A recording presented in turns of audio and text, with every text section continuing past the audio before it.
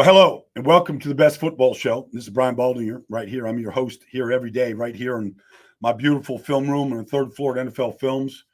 One floor below me is the great Bill Belichick. He's breaking it down. He beat me to the parking lot today. A little ticked about that, but anyways, he's down there working for inside the NFL. I think he's combing this whole league. Anyways, you can find this podcast daily on your free Odyssey app. You can like it, download it, subscribe to it. Tell all your friends about it. You can find me at Baldy NFL on all the platforms, Twitter, Instagram, YouTube, TikTok. I'm there. Let's start week 3. It starts tonight at MetLife Stadium, as Aaron Rodgers called it yesterday. MetLife Stadium up there between the 1-1 Patriots and the 1-1 Jets. The Patriots have played very good football. They won 16-10 against the Bengals in week 1. They made a play at the goal line to get the ball out of Tanner Hudson's hands and recover it. And the Bengals never really recovered. They won that game, and they earned the win, 16-10. Last week, in their home opener, they had Seattle on the ropes. They couldn't finish, and they lost in overtime. They had a chance. What they're doing well right now is they're playing excellent run defense. Excellent. And while they traded away Matt Judon, and I think they'd recover, Keon White, their second-year player out of Georgia Tech, has played great. He's got 3 sacks, a bunch of pressures. They play him up and down. I call him the piano man. He plays up and down the defensive line, number 99. He's a force, 6'5", 285 pounds. He can rush. He's got a plan. He's been good. They've been good. They've been good defensively. And offensively, Gerard Mayo has figured out what their identity is. They actually have got a pretty good offensive line. They found a rookie in the 4th round, Layden Robinson at right guard. He's been excellent, just excellent. And they drafted a kid in the 3rd round, Caden Wallace, number 70. They play him as a third tackle in a bunch of sets. He was a 3rd round pick at Penn State. The 2 of them have been very good, along with Wenyu and Andrews. Left tackle position's a little bit off, but the result is Ramondre Stevenson and Antonio Gibson have been very good, and the Jets are going to have their hands full. They've had trouble against the run. They were better last week, better against Tennessee last week than they have been. They weren't very good at all week 1 against San Francisco. They might be going without – they're definitely going without Jermaine Johnson and maybe without C.J. Mosley. They played without D.J. Reed as well last week. They're going to have their hands full with this rushing attack because there's a commitment to it. They moved the line of scrimmage in New England. Both backs are very, very good. It's a good 1-2 punch. You got to tackle these guys, otherwise they go a long ways. You miss tackles, and they'll make you pay.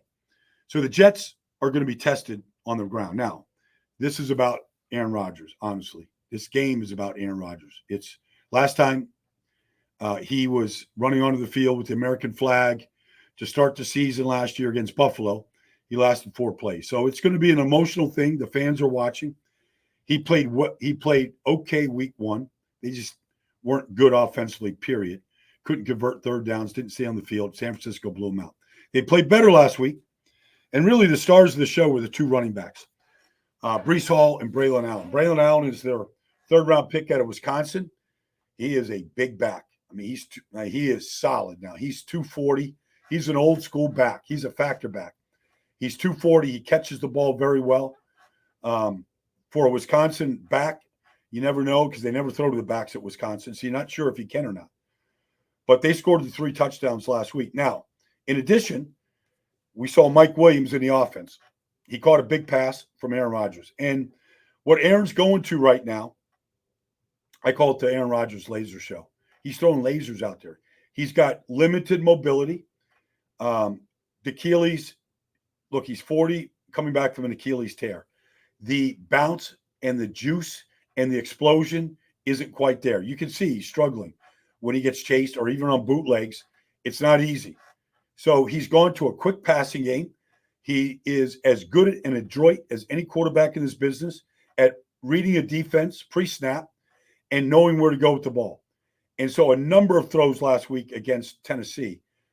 I mean, if there was no offensive line and you had 4 guys rushing him, they wouldn't have gotten there to him as quickly as he's getting the ball out of his hands.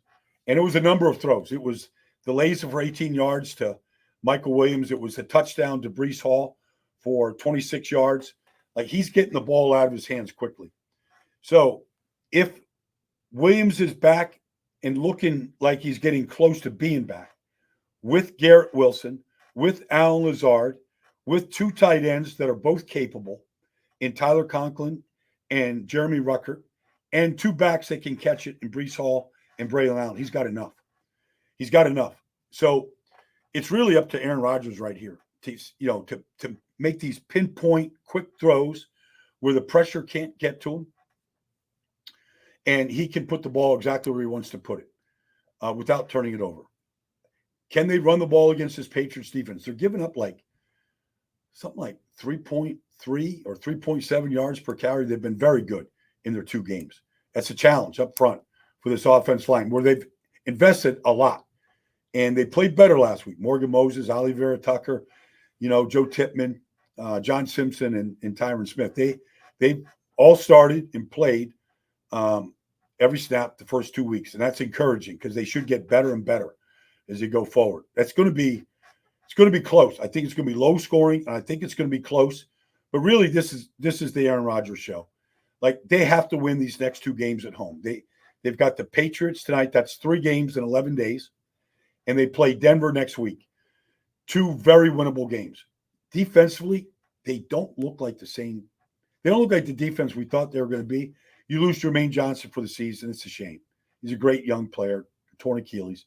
I don't know if C.J. Mosley's going. They're never as good without C.J. in there. He's just the quarterback of the defense. So we got to see. We got to see if the defense can get off the field because the Patriots are going to play keep away from Aaron Rodgers tonight. That's their game plan. So it's going to be fun. A lot for an analyst. It's going to be an analyst stream tonight. But let's watch Aaron Rodgers and what I saw, like the little laser show that he put on last week at Tennessee. Run defense around the league is atrocious. Some teams know how to do it. The Patriots are excellent because their run fits and their gap integrity is excellent. Tampa is excellent. You saw what they did. Jahmyr Gibbs got a couple runs against them, but they shut David Montgomery down. But you look at just the NFC East right now. Think about what Joe Gibbs or Bill Parcells or Buddy Ryan or Jimmy Johnson or Tom Landry would think if your defense, like Washington, is giving up 4.6 yards a carry. That's the best in the NFC East. The Giants or Dallas is giving up 4.9 yards a carry. And they had no clue how to stop New Orleans last week. You look at the New York Giants are giving up 5.3 yards a carry. And the Philadelphia Eagles are giving up a whopping 6.4 yards per carry. They gave up 180 yards to Green Bay in Brazil. They gave up 190 yards on Monday night to Atlanta. And they've given up 14 runs in 2 games of 8 yards or more. And you watch them. They don't have good run fits. They're not a disciplined gap defense right now. And they do things that are just unsound, lining up their defensive tackles in 2 techniques. So backside guards can go cut the linebacker, Zach Bond, a number of times the other day. I mean, they've got to physically, from an alignment standpoint, they have to get better. From a gap standpoint, they have to get more disciplined. You hope that it's just the 3rd week in September and they can get this fixed. But around the league, Dallas's run defense last week was atrocious. Guys are out of their gaps. Literally on the touchdown runs of Alvin Kamara, he wasn't touched on the runs. In the screen pass, like where was the pursuit? The tackling was poor. Which leads me to the Saints. Coaching matters in this league. Klint Kubiak, the son of his father, Gary Kubiak, who came out of the Mike Shanahan system and was a great head coach and coordinator in this business, knows how to put a symphony together, a run pass. They fixed the offensive line at 2 positions. They drafted Taliesin Fuaga, who has been a stud at left tackle for the Saints, and that allowed Trevor Penning, a bust from 2 years ago, to go to right tackle, where he's played better at right tackle. And he's not on an island the way Fuaga is, and he can handle it all. The Saints have become a left-handed team. They run to the left side behind Fuaga, 2 great tight ends. In Johnson and 87 blanking on his name right now. Foster Moreau. I'm sorry, Foster Moreau and Johnson. They've been excellent in the run game. Your tight ends can block the edge with your tackles. It's a big plus. And then Derek Carr has benefited from all of it. They've got a stud receiver in Rashid Shaheed. He's averaging 25 yards a catch. He went 70 against Dallas last week, split both safeties, Malik Hooker and Donovan Wilson ran right by him. 70-yard touchdown. And then Chris Olave on the other side could beat any corner in this league one-on-one, which tells me, which then flips the script here. The Saints play a ton of man defense. They're excellent, just excellent. You look at the rookie Kool-Aid McKinstry, okay? You look at Alante Taylor in the slot, and you look at Paulson Adebo. I mean, these guys are man-to-man magnets. You have got to give them the quarterback time, and you need receivers that have elite skills to beat man coverage. But these guys, like, they just smother you. And then, oh, by the way, on the back end is Tyrann Mathieu. He's number 32. He's in his 12th season. The guy is going to the Hall of Fame. He's got Hall of Fame numbers right now, and he keeps adding to it. Forced fumble this year, interception last week. He is a playmaker with incredible instincts. So the Saints, the Eagles got their work cut out for them. They've got to get a bunch fixed for Monday night, get on the road, and go into the Hornets' nest where they are alive and kicking in the Superdome. I can't wait to get there. I'm announcing that game. Look, two things can happen. The Saints could go to 3-0, and they could be the team to beat in the NFC. Or the Eagles could go down there and beat them and get on a plane ride coming back to Philadelphia feeling really good about themselves and feeling like they're still going to be the team to beat in the NFC. One of those two things is going to happen. If Philadelphia comes back limping, with what happened on Monday night, the heat that Nick Sirianni is under, playing without A.J. Brown, they look like a different offense without him. It'll be interesting to see if Philadelphia can find a way. If they can find a way to win this game, they're going to be just fine. They got talent. They just haven't put it together yet.